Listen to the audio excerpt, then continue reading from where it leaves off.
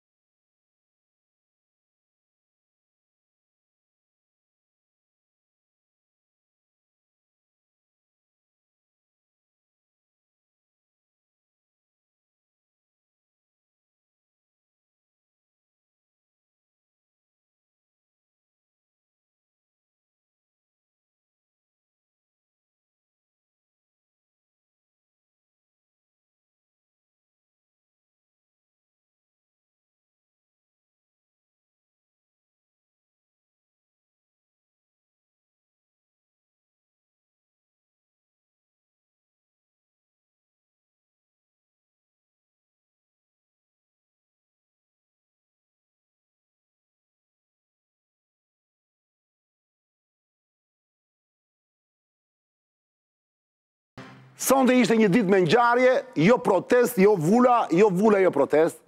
Më në fund tashmë kemi një përgjigje, prisnim që të ndodhte një gjë e madhe, në fakt e madhe ndodhi dhe të duket sikur s'ka ndodhur asgjë, opozita është tërbuar, kur thua opozita kanë fjana për opozitën e Sali Berishës, sepse pjesa tjetër duket e gëzuar. Vula mbeti rrugëve, gjykatave, nga gjykata e apelit, ajo rikthehet sërish në gjykatën e faktit, pra rikthehet për gjykim në shkallën e parë, që do thot, pas tërditësh, KQZ-ja du të regjistroj partitë politike, Berisha nuk hyn dot me logon e PD-s në zgjedhje, do të rohet të hyjë në logon e Ilir Metës, do bëjnë diçka, në qoftë do hyn. Ndërkohë që Ali Beu u duke gëzuar dhe tha ky është një lajm i mirë, kjo që ndodhi sot me gjykatën, dhe ju bëri thirrje demokratëve të bashkohen. Historinë vete. Për të kuptuar çfarë po ndodh, pse amerikanët e ambasadës ishin sot gjatë gjithë kohës në gjykatë e apelit, si ka mundësi që në Shqipëri amerikanët nuk po e fshehin me lojën, ata po luajnë fare hapur, çfarë po ndodh? A është kjo në favor të Ramsit, sultanit tonë Ramsit, i cili me gjithë problemet që ka vazhdon të jetë gjithmonë më i fuqishëm, çuditëra të tilla vetëm në Shqipëri ndodhi, tregon që dhe po vrani pak mendjes, do vdisi budallënj. Dhe sigurisht do kuptojmë a përfiton Lul Basha nga kjo histori e vulës apo jo. Ftë në studio pa humbur kohë Arjan Surin ton përballë Blerina Gjylameti të PS-s.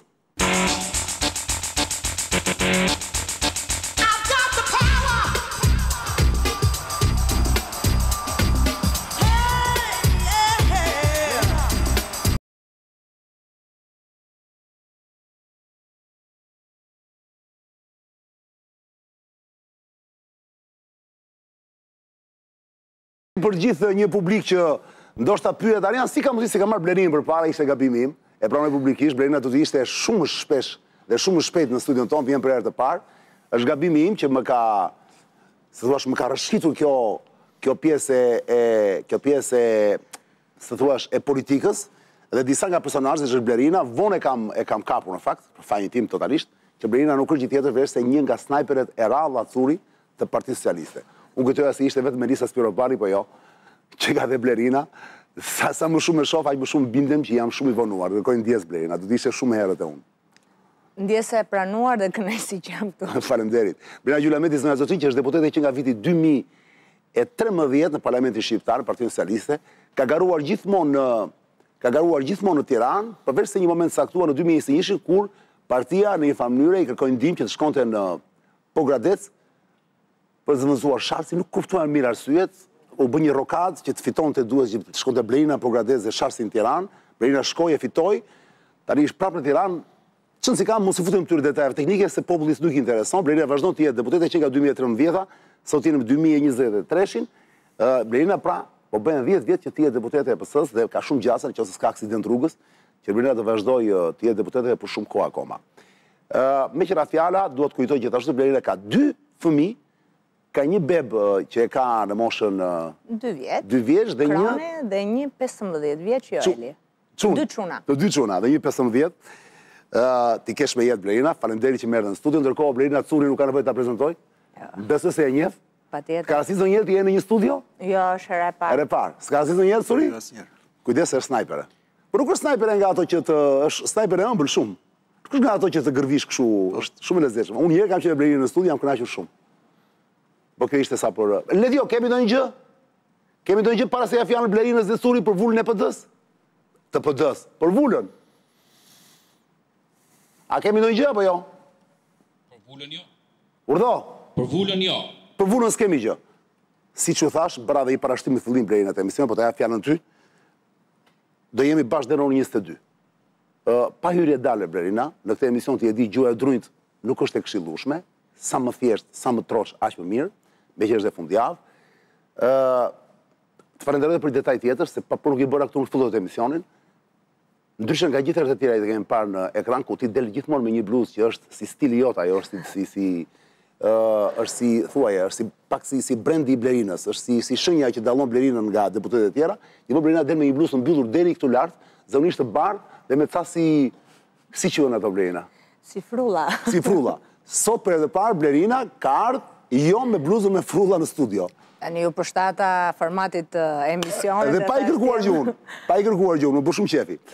Atëre, Blerina, pa unë burko, le të plasim pyetje në ekran dhe fillon të flasim bashkë në studio ose të debatojmë me Curin. Plasit e djo. Ja ku është pyetje në ekran, shikoni. Muzikën do lëshoj vetë, sepse...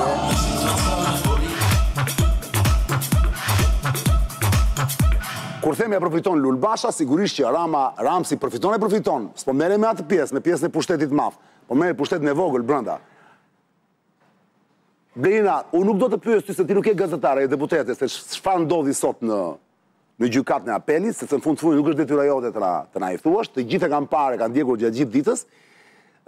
Gjykata u tërhoq në moment saktuar për të marrë vendim, nuk kuptua pse Curi do na i shpjegoj. Madje Curi që ta lëm Blerinit të marrë frymë, se është edhe parë i vjen në këtë studion, na thuaj me 2 fjalë vetëm, pa humbur kohë, ç'ishte ajo që u tërhoq një herë për të marrë vendim mbrapa. Dhe pastaj u shty shumë deri në pasdite, i doli vendim. Nuk e kuptova. Ti që je avokat. Mori një herë një vendim të ndërmjetëm, sepse u bë një kërkesë nga palët për legjitimimin e palës Ankimusi, që ishte pala e Bashës. Pra pala e Berishës, si thoshte gjykata e apelit mos e pranon palën e Bashës se nuk është palë në gjykim. Dakor. Pra kishte një kërkesë paraprake. Dhe kur ka një kërkesë paraprake, gjykata merr gjithmonë një vendim të ndërmjetëm, quhet. Dhe kur janë 3 ata 3 gjën një dhomë këshillimi që se duhet diskutojnë me një tjetrin. Dhe sa zgjati kjo? Zgjati shumë. Po zgjati një orë e pak. Me sa bukur më kujtohet. Dhe pasi dolën? Dolën dhe vazhduan gjykimin deri në fund dhe pastaj u tërhoqën sërish për këshillim në dhomën e këshillimit dhe morën vendimin përfundimtar. Dakor. Dhe në sallë ishin vetëm avokatët e Berishës dhe avokatët e Alibeajt apo të Bashës. Kishte edhe përfaqësues të medias, kishte edhe përfaqësues të ambasadës amerikane. Bravo, tani për të ambasadës amerikane do flasim pak, sepse është një gjë veçantë kjo. Po do t'i marrë një Blerina, si u duke gjitha kjo? Jeni me gëzuar politikisht ju sot që për shembull vunës e ka Berisha? Nuk ndryshon asgjë. Ne si Parti Socialiste. Vetmja gjë, do të thonë lajmi i mirë që mund të jetë, është fakti që gjykata mori një vendim, sepse ishte e vonuar momenti që do duhet gjykonte. Po nuk u mor vendim fatikisht. Mori një vendim sepse realisht po shtyhej vendimi. Kështu që besoj që është e rëndësishme. Pastaj pjesa a favorizon njërin palë apo palën tjetër të PD-s, nuk është çështje që prek apo cënon në një gjë që lidhet me pjesën e Partisë Socialiste. Se për ju është njësoj si tjetë? Po nuk na ndryshon asnjë lloj gjëje. Unë nuk besoj, absolutisht jo. Mendoj që Partia Socialiste nuk është se as frikohet, as ka probleme të organizimit tek shikon palën përballë. Mirë do t'ishte që edhe midis tyre ta kenë gjetur, të kenë një gjuhë të përbashkët. Po pra dëgjova edhe në parlament që i efekt të gjë që mundojnë të gjenë një gjuhë. Sepse unë besoj që një opozitë e cila është ndarë në shumë pjesë dhe ka probleme të brendshme, nuk bën atë që duhet bëjnë në parlament, pra të detyrën e saj funksionale që duhet ketë në parlament apo kudo. Që në këtë aspekt edhe pjesa e shoqërisë është jo mirë e përfaqësuar. Këtë e kuptuam Blerina, megjithatë politikisht mos të thuaj që jeni indiferentë, se pa mund të jeni indiferentë. Nuk ndryshon asgjë. Po por ju ka një ndryshim. Po nuk ndryshon asnjë gjë Arian, sepse në fund të ditës nuk e zgjedh kundërshtarin. Ti nuk e zgjedh kundërshtarin. Po e zgjedh gjykata në këtë rast. E zgjedh gjykata. Po ti e njeh kundërshtarin dhe harton strategjinë tënde në bazë të kundërshtarit, që nuk ndryshon gjë për ne. A është Luli, është Berisha, është pjesë e PD-s, apo është e gjithë PD-ja bashkë, nuk dushon atë gjithë dhe nuk në atakon ne që të gjykojmë problemet e tyre të brendshme. E kuptova, në fakt unë sot kam ftuar më shumë për atë që ndodhi dje në parlament, por nuk mund të rria pa të përfshirë pak të kjo pjesa e Vulës, sepse është aktualitet tani. Unë mendoj që ne kemi parë, edhe kur ishte Berisha në krye të opozitës, që kemi fituar, edhe kur vijoj të ishte, dhe kur la Lulzim Bashën dhe e vendosin... Mi, por nuk ka qenë e përqarë, nuk ka qenë e përqarë, si thot. Pjesa e përqarjes, unë mendoj që është një problem për shoqërinë shqiptare. Ku shef një opozite cila është e përqarë, nuk ka lidhje me pjesën tjetër. Ju kjo gjë normalisht duhet ju gëzoj, apo jo? Unë nuk besoj se duhet na gëzoj. Mua personalisht nuk më gëzon, ku shikoj që kanë ato problemet e tyre të brendshme. Sepse anatemimin që i bën njëri tjetri, problematikat që kanë krijuar, por nuk është fare mirë, sepse nuk besoj që është e mirë për një parti politike, qoftë edhe në pushtet, ku shikon që një pjesë e shoqërisë nuk përfaqësohet denjësisht dhe po ashtu nuk kryen ato që duhet kryet. Një opozit dhe majorancë në parlament, në komisione, do duhet përballen në alternativa dhe në ideja, nuk do duhet që tjetë njëra palë që do duhet bëj dhe pjesën asaj që mungon. Mungojnë tërësish në komisione, mungojnë tërësish në parlament. Është si qenë Blerina, apo përdor gjë të drujt? Jo, unë në këtë gjë e mendoj, e kam thënë regullisht këtë gjë dhe jam konsistente në këtë mendim. Ne mundohemi të kemi njerëz atë që ti nuk thua. Arian, unë kam një gjë që jam e drejt për drejt dhe unë mendoj që nuk është një shoqëri e mirëfilltas e përfaqësuar në moment që i mungon një pjesë e... Ja dëgjojmë Surin. Suri? Shiko, është politikisht korrekt, zonja Gjulameti, po politikisht korrekt e tham, po është. Po qëndrimi i saj nuk përfaqëson qëndrimin e majorancës, sepse ne kemi dëgjuar më larg se dje par dje Tavlan Ballën, i cili thoshte që ju demokratët mbas 3 marsit do flisni ndryshe, dhe i doli llafi. Kemi dëgjuar Ramën që ju thoshte ju keni humbur Vulën, jeni rrugëve, jeni shkalafitur, do rriheni me njëri tjetrin, i thoshte do të të rraheni. Retorika kjo ka qenë, po. Retorika ishte shumë e ashpër. Kemi dëgjuar zonjën Spiropali, e cila gjithmonë kënaqet dhe gëzohej me ashtu duhet me politikisht gëzohej me përçarjen e opozitës. Po sigurisht. Në gjithë botën ndodh kjo gjë, në çdo vend demokratik. Po patjetër. Dhe për mua majoranca po celebron sot, ka një kremtim madhështor të kësaj përçarje, e cila jo vetëm që nuk u mbyll, po filloi nga e para dhe erdhi në pikën 0. Po ndërkohë po celebron Suri, po nga sa duket nuk dëgjojmë daulle, pra po celebron në mënyrë pak kështu të... Po japi shampanjat çeurazi. Po nuk po bëjnë zhurmë. Ata nuk e japin vetëm. Pra po mbajnë qëndrimi që mban sot Blerina në studio, le ta themi. Politikisht korrekt. Jo, tani nga që arritën qëllimin, mund t'i ketë thënë zonjës Gjulameti që ti vazhdo mbaj qëndrimin politikisht korrekt, po ne vazhdojmë festin. Dhe unë jam i sigurt që pas emisionit zonja Gjulameti do t'i bashkohet festës së majorancës. Ku do e bëni në ça lokali? Po nuk kemi asnjë lloj feste dhe ka një element. Më duket më duket pakës naive të thuhet apo të mendohet që majoranca sot feston sepse ka Vulën e mori njëra pjesa tjetër apo dhe që janë të përçarë. Sepse jam e bindur për një element, Arian. Së paku unë kam eksperiencë mjaftueshëm në politik, por mbi të gjitha në pjesën organizative dhe dua ta them këtë. Dhe nuk e di pse. Në mënyrën se si është Partia Socialiste organizuar në të gjithë Shqipërinë, edhe të ishin të gjithë pjesëzat e opozitës bashkë, në një fryme në një zë, nuk përbëjnë rrezik për Partinë Socialiste. Se ju jeni një merimangë e pa parë organizimi, apo? Sepse kemi një organizim kapilar, gjë që nuk e ka pasur kur PD-ja, ne vjojmë akoma, unë tani erdha nga 2 takime. Në Tiranë? Në Tiranë, isha në një singur jam deputet, erdha nga 2 takime, ndërkohë nuk pash asnjë të përfaqësues Partisë Demokratike. Po mos thosha nuk e bëjnë të njëjtin sallë. Jo, janë kur flasim në zona, në territore, do duhet të shikosh kudo. Blerina dëgjoj se ky është debati i gjerë. Le të fokusohej pak te kjo pjesë. Nga sa dëgjova unë për të vazhduar këtë që tha Suri, unë kam dëgjuar dhe sigurisht që nuk pres të ma konfirmosh ti në fakt. Kam dëgjuar që për Blerina nuk e di konkretisht do shkoj Blerina apo jo, po një grup nga Partia Socialiste. As Rama nuk shkon në këtë vend, se Rama është i lodhur ka kohë dhe nuk vete fare në këto ahenjët shos vete, por një grup i deputetëve të PS-s të rëndësishëm, nuk digje për Blerinën, së bashku me Lul Bashën, jo do vem bashkë. Po, më thanë që dhe ai do jetë për qefin e vet, për koincidencë do jenë sonte në një lokal në blok që quhet Checkpoint Charlie, më duket. Po. Është një lokal i famshëm, Checkpoint Charlie që ka vite që është blok, që atje mblidhen shumë. Dhe çuditërisht sot kam dëgjuar për të ahengun, që do futen pak si fshehurazi. Lul Bashë do vej maskuar, më thanë që mos e njohin, mos futet në ashtu, po jo sinqerisht ti qesh, po mua më thanë që të gjithë ju që sot do dilni sepse është Është festë e madhe, pra. Jo, që sot do dini se është fundjavë dhe mund të dalin njerëz nga ora 11:30 dalin. Po, përveç asaj, pra, këta kanë dhe këtë arsyen tjetër. Ose sot dalin gjithë, nesër është Big Brother, të gjithë në shtëpi mbyllen çdo lokal. Tani po i këshërin të gjithëve të shkojnë te checkpointi. Te checkpoint Charlie më thanë sot përveç grupit të PS-s, që nuk e di se kush do jetë atje. Po. Do jenë zëvendës ministra e kështu gjërash, më thanë që vetë edhe Lul Basha nuk e di se me kë. Dhe i kanë thënë Luli, kujdes kur ty ish atje, nuk do hysh me se edhe i dallohet, se është i gjatë kështu, do bësh do futet si mas, se çdo vënë në kokë, nuk e di një parukë një gjë, po do shkojnë, sepse është kjo që thua ti, pra, duan ta festojnë, po jo me pompa të mëdha.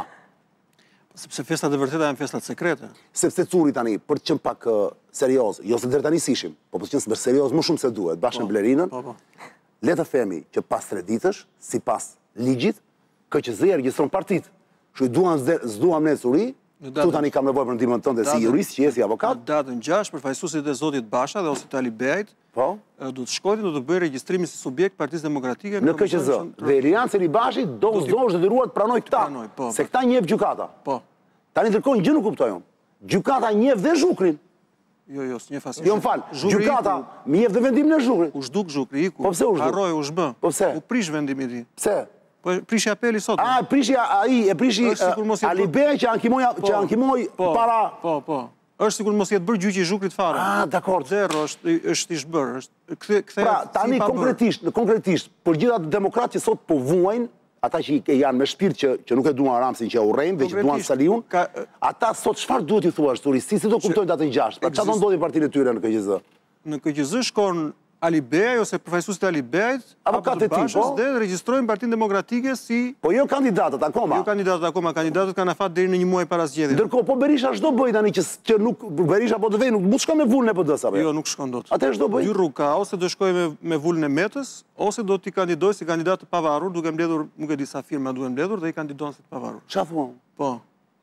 Kjo e pavarur duket pak e pamundur, se duhet mbledhur shumë firma që të vesh ti pavarur. Nuk e di se sa janë fiks, po disa mira. Jo, nuk janë, nuk është ndonjë shumë e madhe që. Po nëse po, ç'është organizim për 3 ditë, duket se e bën dot. Jo, me kujdes. Deri për 3 ditë janë subjektet. Po. Kandidatët kanë kohë deri në 1 muaj para zgjedhjeve. Për subjektet duhen firma apo jo? Për subjektet jo, nuk ka firma, subjektet ose. Jo, që se futet si i pavarur pra. Si i pavarur s'ke subjekt, je vetëm emër ti. Po duhen firma. Duhen firma të popullit. Kështu që kjo s'bëhet, kjo bie. Bëhet. Po nuk ka kohë pra. Po tani subjektet kanë tjetër ditë që është data 6 mars. Nuk është. Kandidatët mund të regjistrohen dhe më vonë, deri në 1 muaj para zgjedhjeve. Zgjedhjet janë 14 maj. Prandaj thënë Arlind Qori, se edhe Arlind Qori gjykata nuk ja dha. Zhukri prapë s'ja dha, është prapë Zhukri në mes. Po, pra nuk ja dha Arlind Qori që bëri partinë. Po, ja ka caktuar datën mbas afatit, nuk e di fiks. E kemi Arlind Qori në javës tjetër në studio. E merre, po. Sepse duhet na sqaroj këtë problem, do kandidoj vetë për Tiranë. Dhe ai tha që do mbledh firma. Do mbledh firma, po. Dhe më duket se i duhen. Nuk e sa i duan ja. Nuk e di mirë numrin tani që mos gaboj. Do na i thot. Disa mira firma, po që nuk është ndonjë gjë pamundur. Nëse çon si ka, sot ata vajtojnë o Suri. Sot unë dëgjova vëlla gjithë mediat që janë media në kuptimin që janë hapur në mbështetje të doktorit dhe të Partisë Demokratike në shumicë që është doktori, duam ajo është tani se nuk mund ta mohojmë apo jo. Po shumicë është, po është tjetër gjë shumicë, është tjetër gjë se si i pranon sistemi. Po pra, tani pyetja që shtrohet është kjo. Dhe këtu do pyes Blerinën që se Blerina nuk do thua shumë gjëra, të lutem mos harxojmë kohën, t'ia kalojmë Curit. Ambasadat amerikane, si ka mundësi o Blerina që nuk e fsheh lojën fare, si ka mundësi? Ka qenë sot atje që në mëngjes dhe derisa mbaroi gjykimi. Pyetja ime është e thjeshtë. Të gjithë e dim tashmë, vetëm budallindu ka kuptuar që në fakt Shqipëria de facto ka një guvernancë të huaj, që janë amerikanët. Dakor? Jo vetëm Shqipëri, në Ballkan në përgjithësi, me përjashtim Serbisë, kur nuk bëjnë do të ligjin tamam, janë amerikanët. Duan ata, edhe në Serbi, po prap janë me një këmbë atje. Po nuk ka rëndësi, është temë tjetër. Dakor, de facto, po de jure, ky quhet shtet sovran. Tani, nuk po them tu, po pse sepse nuk është normal që në këtë vend nuk kam se të kenë skrupuj dhe nuk kam se të kenë turp se ta bëjnë. Po mund ta fshiknin lojën. Pra në kuptimin s'ka nevojë të jenë në gjykat që të jenë prezent atje. Pse janë për një çështje që është totalisht një çështje partijake. Se unë kuptoj për shembull kur bëhet gjyqi ndonjë të fortë, ndonjë kriminali të fortë për shembull që nuk ka shkapur nga drejtësia dhe andaj këthe dhe amerikanët kanë frikë se reforma në drejtësi, se mos çedohen atë. Po për një vull partie, ma thua do Blerina sinqerisht. Tani, atë mendim që mund të kemë në këtë momente ka të bëjmë atë që është konsistenca e tyre në politikën e tyre. Tani zoti Berisha është një person i shpallur në ngrata. dhe me një arsyetim që ndoshta nga ato... Departamenti i Shtetit. Të Departamenti i Shtetit, nga më të rëndat që mund të ketë për një ish kryeministër. Qartë. Gjë që rrallë herë ndodh, kohët e fundit po ndodh sa si shpesh me personat caktuar që marrin statusin e non grata. Tani po banalizohet kjo non grata, se po hapërhapet gjithandej. Dhe ideja është që... Në Ballkan erë është gjithandej. Duke qenë se ata kanë bërë dhe një deklarat, me të cilën kanë bërë më se të qartë që nuk do të kenë asnjë lloj marrëdhënie me një parti e cila drejtohet nga një non grata, besoj që ka qenë në funksion të kësaj deklarate dhe të politikës tyre. Por arsyeja pse kanë qenë prezent nuk di t'ua them se këtë do duhet pyesni ata. Ja një sekondë, Curi, se dakord, Blerina me të drejtë thotë përdesa kanë dhënë non grata, ato ta çojnë deri në fund të historisë vëlla. Pra të përdorin dhe mjetet tjera që janë politike dhe janë diplomatike për të ndaluar. Curi, pyetja ime është kjo. Edhe pse është një vend, më fal për shprehjen, ku thret qameti. Jo serioz, një shtet jo serioz etj, dakord? Nuk mund ta ruanin pak faqen, pra nuk mund ta fshiknin pak lojën. Kot më jo se detyron njeri. Po për shembull ta bëjnë punën, dakord, ta bllokojnë Saliun, Berishën, po mos shkojnë dhe ta bëjnë hapur. Pse e bëjnë hapur është pyetja, Curi. Këtu kam nevojë për ekspertizën tënde. Shkurt sigurisht. Sepse duhet që ta tregojnë që ata kanë ndikim të jashtëzakonshëm në sistemin e drejtësisë. Sistemi i drejtësisë është duan që ta bëjnë publike këtë. Po, duan ta bëjnë publike. Po pse? Dhe duan ta bëjnë publike në disa raste që quhen gur kilometrik ose pika kyçe të vendimeve të drejtësisë shqiptare. Me sa mbaj mundun 3 apo 4 raste kanë qenë për. E fundi ka qenë te Dumani pra. Kur po zgjidhej Dumani apo ai tjetri? Emërimi i Dumanit. Bravo. Gjyqi i Sajmir Tahirit, gjyqi i Arben Llallës me sa diun dhe gjyqi i Sotëm. Në raste të tjera ata e bëjnë dhe indirekt. Në raste kur duan të tregojnë që jemi ne ose kur kanë informacion që mund t'ju shpëtojë situata nga duar. Gringot po. Përveç agjenturave të fuqishme që kanë, vend dhe vet aty. Se prezenca e tyre është shenjë hapur presionin, sigurisht. Por dhe shenjë hapur që këta janë në kontrollin tonë. Nuk e fshehin, janë sinqert në këtë pjesë. Jo, por në disa raste e fshehin të ti. Në rastet e vogla të parëndësishme e fshehin. Kurse këto janë rastet të rëndësishme, janë gur kilometrik. Sajmir Tahiri, Altin Dumani, Sali Berisha, Vula... Ata shkojnë, madje duan që të danin lajme. Sigurisht, vend dhe zën vëndet caktuara që t'i marrin dhe kamerat dhe aparatet fotografike të tjere dhe hapi një fletore, ose qitap dhe shkruajnë. Bukur. Vazhdimisht shkruajnë. Ajo është simbolik që ne po mbajmë shënim. Ja, është bukur shumë, pra, është perë. Pra ju kujdes kur flisni se ne po shkruajmë. Po tani pyetja ime është kjo. Ne po ju regjistrojmë. Pyetja ime është kjo. Në procedurat e tyre, nuk i shqetëson fare fakti që qoftë 20 apo 30% e shoqërisë shqiptare që duan Berishën, në momentin kur shohin që këta po luajnë hapur në disfavor të Berishës, ka një lloj krisje. Pra, pse amerikanët duhet patjetër, sepse amerikanët në përgjithësi nga që janë xhandari botës, kuptimi nga që janë superfuqi akoma në një pjesë madhe të botës, mi do ishte që të kishim më shumë se sa 60-70-80% të mbështetjes popullore apo jo në vendet ku ata janë të fortë. Pse në Shqipëri nuk pjerdhin fare për të 30% tjetër? Se duke dalë hapur, ata një famënyre i thonë 30% ne s'pjerdhin për ty, pra ne nuk të përfillin fare, për ne nuk ekziston. Pra lere Berishën një moment, jam dakord Blerinën, e ka non grata, nuk duan ta... Po një sekond, po mbështetësit e ti. Kjo është pyetja. Sepse Amerikanët e kanë studiuar këtë vend e di shumë mirë, kanë informacion që ky vend, ky popull, kjo lloj kulture, e do që kanë në kokë, e do shkopin në kokë. Nuk e do kështu me butësi, me indirekt, me... Deri në 90-ën që ishte Enveri. Tani që gjasme ka një lloj pluralizmi, edhe pse po zhduket, po nuk ka rëndësi, ka. Një da gjë, ose kulturalisht dhe antropologjikisht, nuk ndrojmë nga sot për nesër. Jam dakord. Po 30% që i sot është me doktorin. Ç'do të mendoj për amerikanët? Ja fal amerikanëve këtë gjë? Nuk ja fal, po amerikanëve nuk është se ju plas shumë. Kjo pra është pyetja ime, pse mos ju plaste? Mund ta kishin dhe ata me vete. Sepse nuk e duan, pra duan t'i fshin bashkë me doktorin. Ti nuk e ke idenë se sa... Doktorin e fshin, po këtë 30% si do ta fshin, ma thuaj pak të njerëzve që e mbështesin. Këtë nuk ma kap mua mirë Radakja. Duke i lodhur, duke gryer avash avash, duke gryer dhe opozitën për shkak të Berishës. Pra duke i vënë te cepi. Duke i vënë te cepi. I lën aty te cepi. Dhe zakonisht kur masën e vë te cepi, më saktuar masja ç'a bën? Ose të qerr ose dhe amerikanët e dinë këtë gjë. E dinë. Pse e bëjnë atëherë? Ta vazhdojmë rrotullimin pak më larg. Sepse një njeri kur futet në cep fillon degradohet. Degradon veten, degradon dhe njerëzit që ka rreth rrotullimit. Bravo. Pra, amerikanët duan që këtë grup, nuk e dia do t'i arrijnë apo jo, por duan që këtë grup ta radikalizojnë sa më shumë. Ta bëjnë që të haj bar, pra duan të mbajnë premtimin. Po ndërkohë ta radikalizojnë sa më shumë. Ta radikalizojnë, ta lokalizojnë. Po, për ta përdorur ndoshta një ditë kur t'ju interesoj. Nëse ju intereson e përdorin, po deri tani duan ta radikalizojnë. Kujdes, amerikanët ju kanë thënë dhe duan të mbajnë këtë premtim, që po vazhduat me këtë foltore me Berishën e tjerë, ju do hani barë. E kanë thënë këtë gjë. E kanë thënë. Dhe ka shumë raste që i di unë që njerëz të foltores, pra e kanë mbajtur fjalën, pra janë martirë të mëdhenj ata që rrinë me Berishën. Po pra. Kanë vajtur për të marrë vizë amerikane dhe sy është dhënë. A ka dhe njerëz? Po dhe ju shtonë jeni me foltore nuk merrni vizë amerikane. E kuptova.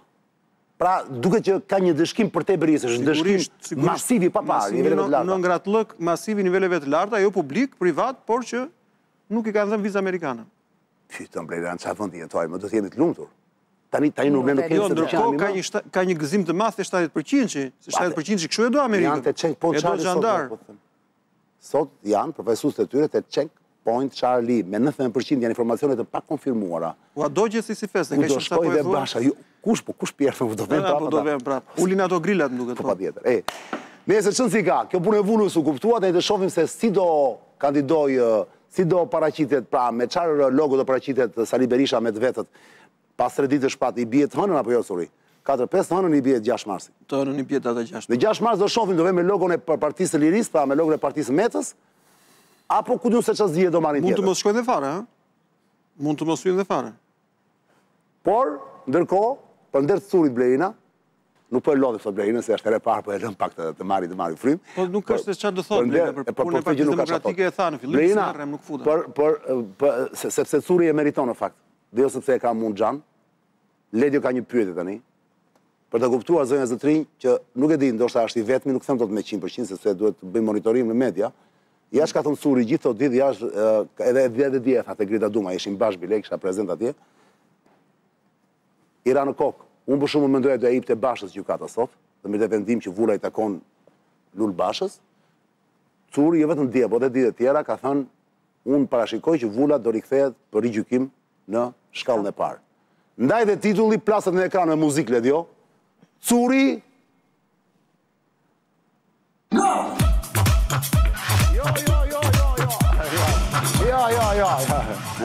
Jo, gabim.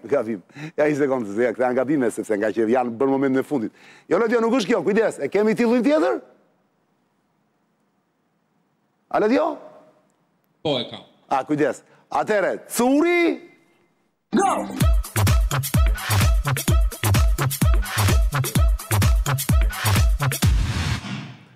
Vula, Suri si orakulli Delfit. Prap do e lëm për qefin e vetë thuaje Zënë Gjulameti. Blerinën, sepse nuk ka që a thot tu, po do më da thot dhe i laf, sa për qef, Suri që është kjo histori, si i re në kokë, ke gjithë të kohë që e thua, sa që është hapur muhabeti Vulës, prandaj dhe kemi bërë orakulli Delfit, tani, për 98% të njerëzve që përra shohin në të momente, pra të shqiptarve, nuk e din fare që është orakulli Delfit Suri, me një fjalë, për 60 sekundë na thuaj ç'është orakulli Delfit, ç'na mëson mitologjia. Orakulli Delfit ishte një foltore përkushtuar Zotit ose perëndis së vjetër greke Apollon. Apolloni thuhet që mori formën e një delfini, delfini prandaj dhe Delfis. Po pra. Dhe shkoi për ta pushtuar këtë vend së bashku me disa marinar nga Kreta, kretan për t'i bërë priftërinë të tij, sepse konsideroi që aty ku sot është Delfi, ekzistonte një pikë që quhej kërthiza e tokës. Dhe në atë pikë, në kërthizën e tokës jetonte një krijesë mitike që quhej Pythoni ose Pytoni, që është një lloj gjarpri dragoj dhe Apolloni shkoi dhe e vrau, Pytonin e famshëm. Në momentin që e vrau e merr këtë faltore, pra këtë lloj tempulli, futet brenda, bëhet banus i këtij tempulli, bën kretanët priftërinë të tij dhe orakull do të thotë një tempull ku priftërinë të këtij tempulli parashikojnë të ardhmen. Pra futen në një lloj ekstaze dhe marrin informacion nga Apolloni se si do të jetë e ardhmja. Asnjëherë në Greqinë e lashtë nuk ndodhin ngjarje të mëdha nëse edhe në Spartë, madje nëse princa apo mbretërit nuk këshilloheshin paraprakisht me orakullin e Delfit. Pra do të fliste orakulli njëherë. Do të fliste orakulli i Delfit. Dhe atje ishin shumë orakuj apo jo? Atje kishte shumë priftërim, po një prej tyre që quhej Pytia ose Pitia, se vjen nga Pitoni, pra nga gjarpri. Që vjen nga Pitoni, nga gjarpri, ishte priftëresha e cila ishte krye priftëresha e tempullit dhe ajo ndoshta edhe në navujt e substancave e tjera që përdorin gjithkohë substanca që atëherë, futej në një lloj ekstaze, komunikonte me hynita, me demonët, me fryma, nuk e di se çfarë dhe parashikonte të ardhmen. Dhe dilte, ajo që thoshte orakulli Delfit dilte. Dilte gjithmonë. Jo falas, asnjëherë falas. Bëheshin pakesa të mëdha. Jo. Për të marrë po. Pra unë e bëra gabim dje që thash falas, po në entuziazmoj grida dhe nuk duhet falas. Bëshin pagesat të dha. Resurion që i bën falas to, e gjina. E bëra për gridën. Kjo ishte për orakullin e Delfit, zënë e të vri. Për gëzduar, cuni ka rëmë të këse radhe. Parashikimet tilla kur më falat. Dhe hym tani, muzikën po e lëshoj vetë, Ledio, hym tani të pyetja që intereson më shumë Bleridës, se sa kjo e para, pa unë bruko, plaset pyetja në ekran, Ledio.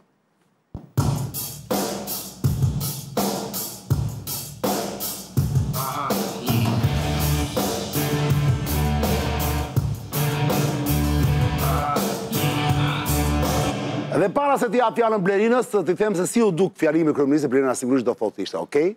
Kur pëlqeu mua, imagjino Blerinës.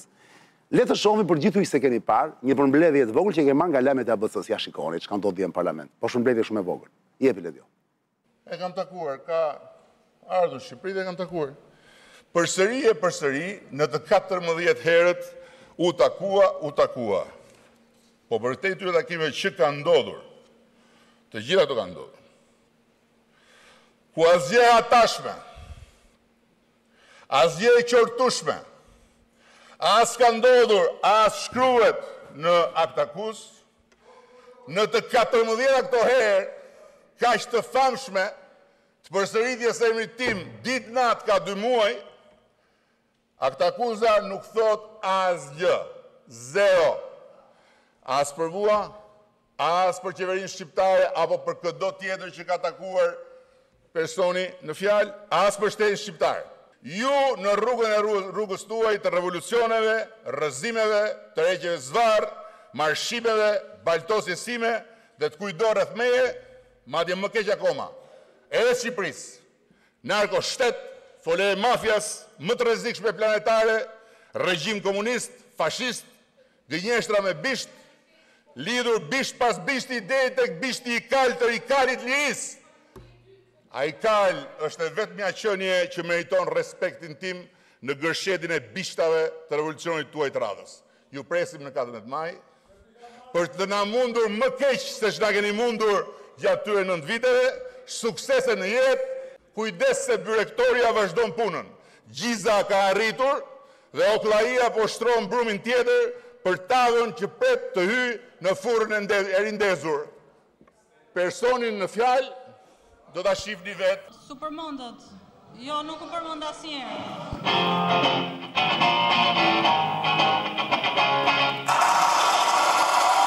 Bravo! Ky ishte një moment nga fjalimi i Edi Ramës, sot jemi pa DJ Redi, po lëshojmë muzikat. Po lëshojmë muzikat sot, prandaj kemi këtë atmosferë tu. Ndërkohë Blerina, ky ishte një moment, vetëm një pjesë nga momenti i Edi Ramës.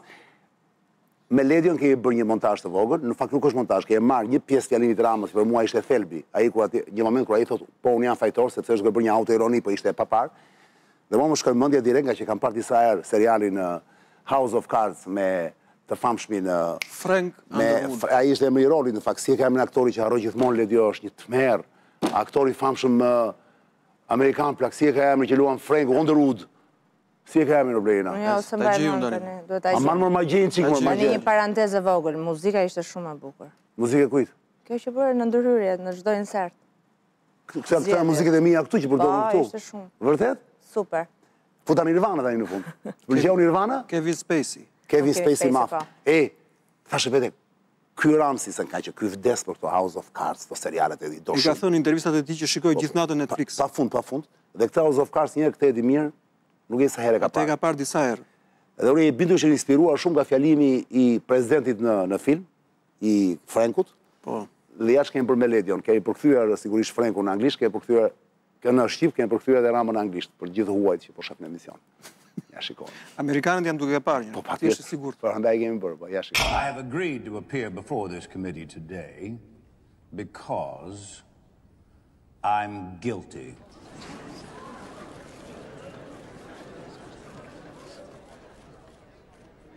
Guilty of having spent the last 30 years of my life here, in this Congress, in this House, then as Vice President and now as President, trying to do the people's work.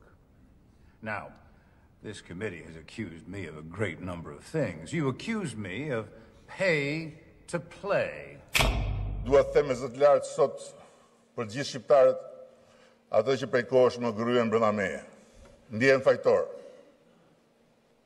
Madje shumë fajtor. Që s'kam bërë dot ato që duhet kundër mjerimit të thellë politikës në këtë arenën tonë.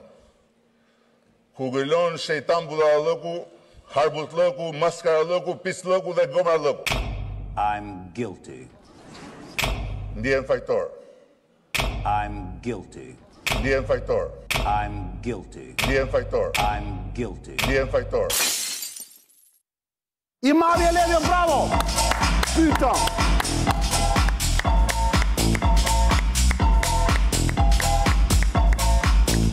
Bravo, Elevio! I am guilty, sa bukur, I am guilty. Unë që s'flas anglisht, për shumë mund të këtë me eksiton ka i shumë, kërë më fiksohet një fjalë, I am guilty. E pesa sa është frymëzuar ama, jam i bindur që frymëzuar nga ajo. Ose mund t'jetë koincidencë. Edhe mund t'jetë koincidencë. Unë me thënë drejtën e kam parë disa nga pjesët e House of Cards, jo të gjitha, kjo pjesë më kishte humbur, po me thënë të drejtën, tani gjitha jo furtunë në një gotë. 2 muaj për kthime nga anglishtja në të gjithë interpretimin personal të çdo njërit prej aktorëve të politikës, duke bërtitur, ulëritur, qerrur, duke thërritur, fajtor. Dje bëri atë që duhet bënte kryeministri, në fund të ditës. Për te fjalimit. Se ishte autoironik, ishte llaktar. Për te fjalimit, sepse është çështje individuale fjalimi, por në fund të ditës lexoj aktakuzën. Be, atë e pam që lexoj të gjitha në radhë. Thjesht aktakuzën, sepse ka një element çani. Çfarë ndodh në Shqipëri? Ne gjithmonë i thrasim fuqive të huaja, sa herë që kemi ndonjë problem. Dhe kjo ndodh. Tani Saliu ka probleme të caktuara, zoti Berisha apo dhe vetë opozita dhe thrasin fuqitë e huaja. Kemi ardhur, tha, dje këtu, tha, të shpëtojmë marrëdhëniet me Shtetet e Bashkuara. Imagjino. Do me thënë, gjithë problemi ishte që ne duhet shikojmë me Edi Ramën si fajtor, sepse po të cënon marrëdhëniet tona me Shtetet e Bashkuara. Po kujdes Berina, prokurori, më falë, prokurori i përgjithshëm në Amerikë që bëri një seancë para 2 ditësh, e dëgjove çfarë tha? E dëgjova, e ndoqa. Tani, qofse tha një zyrtar, nuk përmendi rastin e me Gorigalit, e Gonit atje. Qofse i zyrtar tha, me para tha, për të bërë shërbime qeverisat i vendi tha, po ta shtrohet që është një shumë madhe, se njësë kontarët Amerikës. Përkthimin e fjalimit të prokurorit nga përfaqësuesi i zyrës së shtypit të PD-s. Zoti Lela në mos është e gabuar dhe se ka përfyer ai. Ai e tha në një emision dje ndoshta. Po ti di anglisht ti mund ta dëgjosh. Eksakt, po unë ndoshta nuk ishte kështu. Pyetja ishte me ironi, nëse bëj pyetja nga një senator. Jo me ironi, jo, ishte hipotetike. Nëse, por ndërkohë ishte nga një senator, ishte pyetje, nëse ndodh kjo, çfarë masash ka ose çfarë implikime ka? Tha, nëse ndodh kjo, ndodhe kjo tjetra. Shtrohet çështja e sigurisë kombëtare të Amerikës. Nëse, por në asë një moment nuk flite as për kryeministër Rama, nuk flite për asë i konkret. As për një ministër, as për gjë. Po a i thjesht shpjegoj çfarë ndodhe, është normale, ligji në Amerikë parashikon sekundën në çdo vend tjetër të botës. Sepse ne sot tu nuk do të ndërtojmë që të hyj detajeve. E pra, nuk do të ndërtojmë prapë çështjen sepse do kemi kohë. Tani, a pat triumfatorët e revolucionit dje? Se që ikën thua ti. Po e pash. Po Blerina, po shtë bëni tani, a iku Rama? Po ta e çfarë bëra? Ata kishin vajtë Rama. Po iku Rama. Nuk e vurere. Ka ndenjur vetëm disa minuta, disa prej tyre, pikërisht, ata ikën pasi Igo Ranci. Igo Ranci ikën dhe ata, që të bëni? Ate, a kërkuan mocion me debatë? Jam dakord, ja të se të bësh debati me mua, Curi. Po, jo, për të shi... Të lutem, jo për një debati. Po ikën dhe... Nuk mund t'i mbrojun ata pse ikën as pse që jo, nuk thash t'i mbrojë, jo. Ka një logjik që ta ikën pasi Igo Ranci? Fituan revolucionin dhe u larguan të festonin. Ata aty ishin për t'i rënë Ramsi. Rama ra dje, revolucioni pati fitimtar.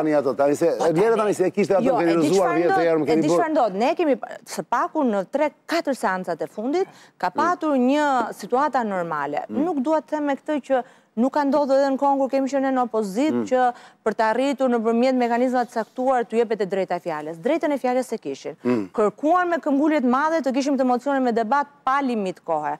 Dhe përfundoi kokoshi një thel. dhe sherri kush do të merrte thelen nga 2 pjesëzat e PD-s. Tani çfarë do të them unë? Në një vend ku siç është foltorja e parlamentit, ku ti kërkon të marrësh fjalën rregullisht me shumë këmbgulje, e merr fjalën dhe sa të jepet mundësia e fjalës, ikën, largohet? Ja të gjem Surin.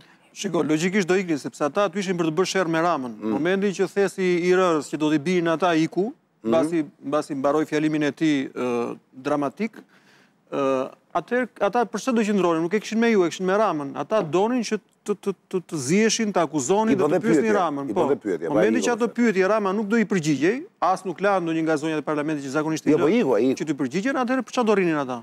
Pra s'kishin arsye pra këtë Procedura është e tillë që drejtuan pyetje, morën përgjigje, vazhdonte emocioni me debat. E di kush ishte problemi më i madh? Problemi më i madh që ka aty. Atëherë kur e shikon që nuk merr atë që pret, pse e vijon këtë lloj farse? Pse e vijon? Në fund të ditës ne si deputet atje nuk jemi për të diskutuar për një çështje që ka të bëjë vetëm thjesht me interesin politik personal të një individi apo të një grupi. Po ata me Ramën e kanë pra, me Ramën duan të debatojnë, me Ramën duan të i morën përgjigjen nga Rama. Pse e vijuan? Nuk morën asnjë përgjigje. Rama lexoi akuzën dhe ato jo të plot, me disa pjesë i la ato që si interesonin, po është tjetër histori. Ku përmendej zoti Rama dhe nuk i lexoi se nuk pash. La disa pjesë të elbësohen, po nuk është momenti. Lexoi të 14-ta. Nuk i lexoi të plotës dhe janë të gjata. Po pra po. Sa të plota nuk i lexoj. Nuk kam se të rrinë në momentin kur ju bie pjesa për të cilën kërkonin ata kërkonin Rama, Rama nuk ju qëndroi në ring. Blejna që mos rrinë në boks se ikëm se ndonjë se nuk kam. Erdhëm në dio. Pra ky është gongu. Në momentin që ti futesh në ring për boks dhe kundërshtari ikën, me këtë do bësh boks? Me arbitrin s'bëhet boks. Kujdes, miq. Para të bëjmë një pauzë, do të kujtoj të gjithë, le t'ju ai titullin, se një qumë është i përparash në treg, që ju pastaj